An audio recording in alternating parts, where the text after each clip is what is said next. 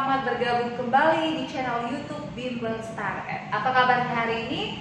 Tetap semangat ya, walaupun masih di liburan dan tinggal di rumah, tetapi kita harus punya semangat untuk belajar. Hari ini bersama Kak Asni, pengajar bahasa Inggris, kita akan membahas descriptive text untuk kelas 7. Oke, sekarang kakak akan mulai materi kita tentang descriptive text. Mari adik-adik perhatikan materi yang sudah kakak buat di whiteboard.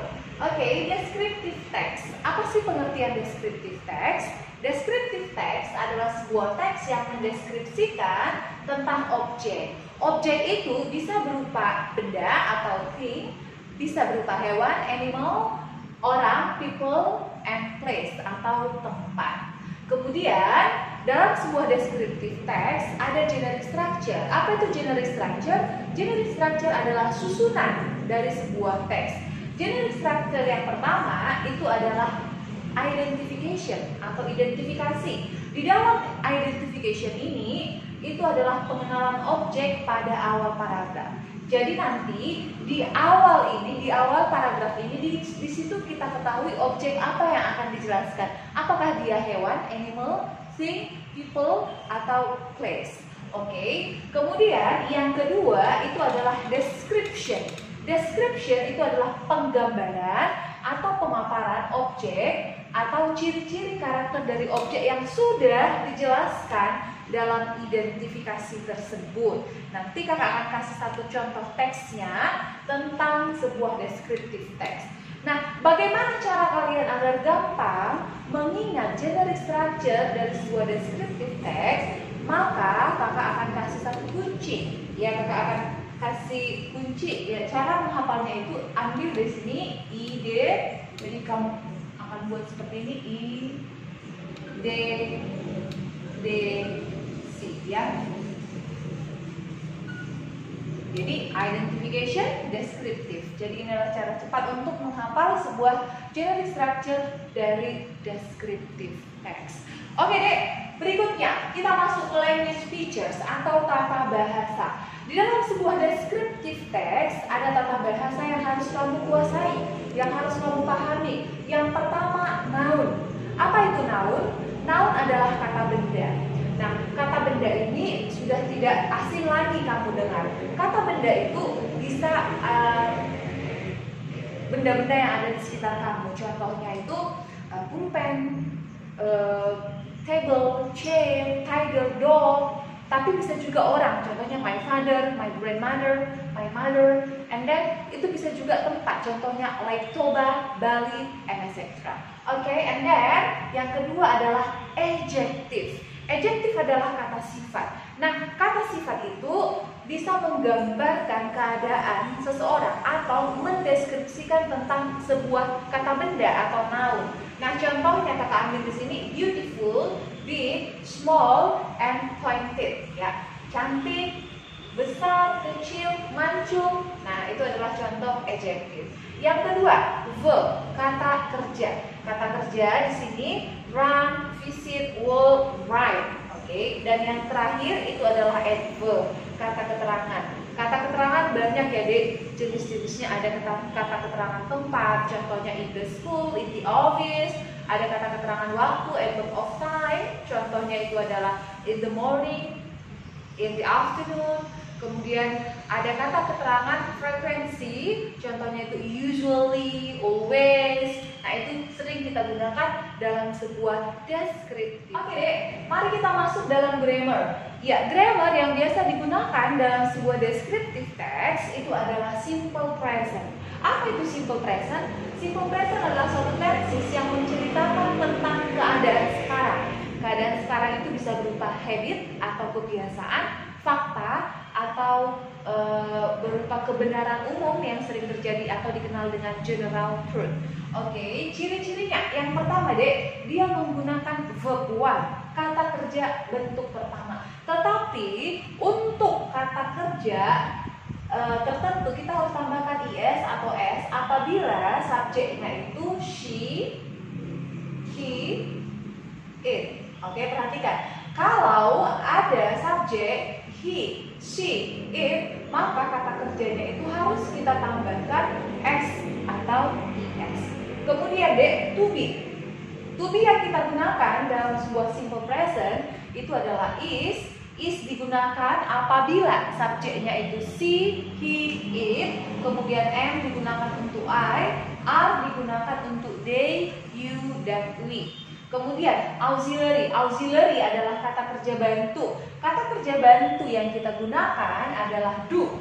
Do apabila subjeknya I, you, they, we. Kemudian does apabila subjeknya she, he, it. Kemudian yang terakhir, adverb of time. Adverb of time yang kita gunakan dalam sebuah simple present itu ada menggunakan every. Jadi ada every day, every month, every Sunday, every Friday, dan lain sebagainya. Jadi ingat deh, ketika kamu ingin menulis sebuah descriptive text, maka kamu harus menggunakan simple present sebagai tensesnya. Kenapa harus simple present? Karena apa?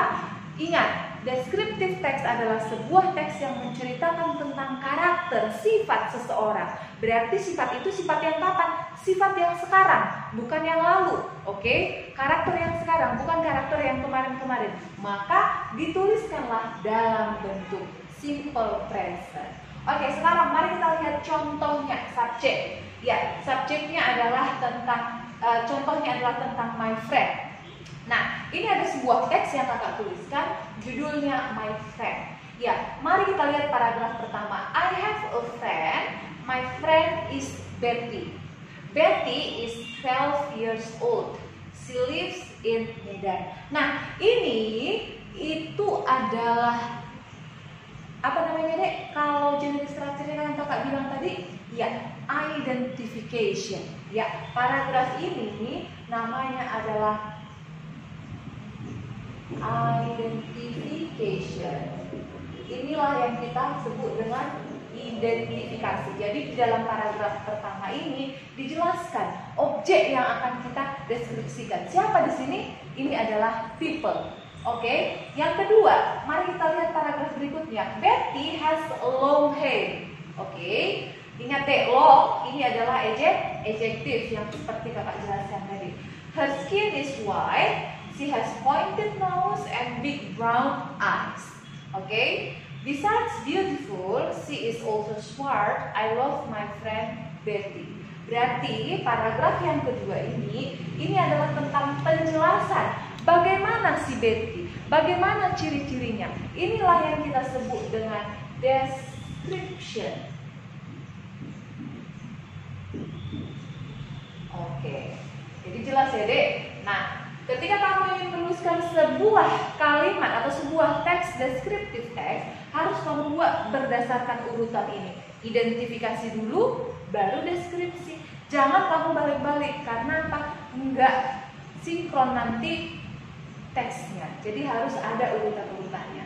Dan perhatikan deh, di sini semua yang kakak tuliskan ini seperti I have a friend, ini adalah bentuk simple present, ya. Ini adalah perempuan, lihat to be yang kakak tuliskan juga pakai is, lives. Ini adalah tenses simple present.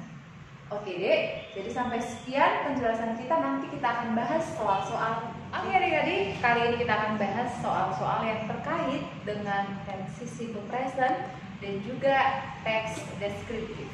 Oke, yang pertama mari kita lihat. They blank blank blank in a small village.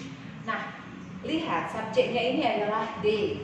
Nah, kalau they, otomatis dia menggunakan kata kerja bentuk pertama. Yuk, mari kita lihat di option ini, mana kata kerja bentuk pertama. Itu adalah A dan B, ya. Otomatis C dan D itu gugur, ya. Nah, kamu perhatikan, they adalah orang ketiga jamak. Karena orang ketiga jamak, maka dia harus menggunakan one tanpa harus ada akhiran S ataupun IS. Maka jawabannya adalah B. Oke. Kemudian yang nomor 2, si blank blank blank every Monday. Perhatikan, every Monday menunjukkan bahwasanya tensesnya ini adalah simple present. Perhatikan subjeknya apa? Si. Karena subjeknya si itu adalah orang ketiga tunggal, pasti kata kerja harus mendapat akhiran S atau IS. Mari langsung lihat aja mana ada akhiran S atau IS? Ya, ini adalah D. Nomor 3 deh, the students do their homework. Perhatikan, subjeknya adalah the students. The students di sini ada S, berarti kalau dia mendapat akhiran S itu plural. Nah, kalau plural, kata gantinya ini adalah they. Oke, dek, perhatikan, they itu memiliki auxiliary apa? Do atau does? Ya, jawabannya adalah do. Nah, ini kalimatnya kalimat negatif, maka lihat do tambah not atau don't atau do not. Mana di sini jawabannya? Ya, B. Kemudian B, nomor 4. My father blank blank blank were at office. Nah, perhatikan, my father, subjeknya adalah my father laki-laki, orang ketiga tunggal atau pronounnya adalah he. Kalau he, pasti auxiliary-nya adalah apa? Do atau does? Iya, jawabannya adalah does. Maka cari yang mana di sini ada does. Oke, jawabannya adalah A. Kemudian terakhir, lihat nomor 5. What is generic structure of descriptive text? Nah, apa tadi kakak bilang? Generic structure dari descriptive text, ide, desi, identification, dan description. Maka lihat di mana ada identification dan description. Ya, itu adalah B. Oke adik-adik, jadi demikianlah pembahasan soal kita pada sore hari ini tentang tema descriptive text dan simple present. Jadi kakak ucapkan terima kasih atas atensi kalian. Tetap semangat, tetap belajar di rumah, dan salam para bintang.